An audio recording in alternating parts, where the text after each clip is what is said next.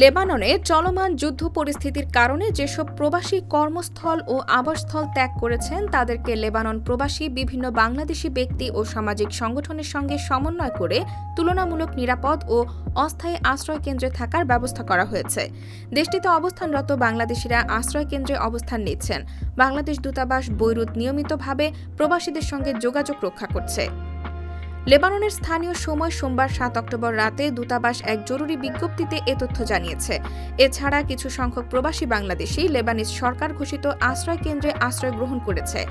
বাংলাদেশ দূতাবাস কর্তৃক বিভিন্ন সাময়িক আশ্রয়কেন্দ্র ও আবাসস্থলে অবস্থানকারী প্রবাসীদের কাছে খাদ্য সামগ্রী সহ অত্যাবশ্যকীয় জিনিসপত্র পৌঁছানো হয়েছে। এ সহায়তা কার্যক্রম চলমান রয়েছে। দূতাবাস বিভিন্ন সরকারি ও বেসরকারি সংস্থার সঙ্গে সমন্বয় করে আশ্রয়কেন্দ্রে বিছানাপত্র, পরিচ্ছন্নতা সামগ্রী পৌঁছানোর ব্যবস্থা গ্রহণ করেছে।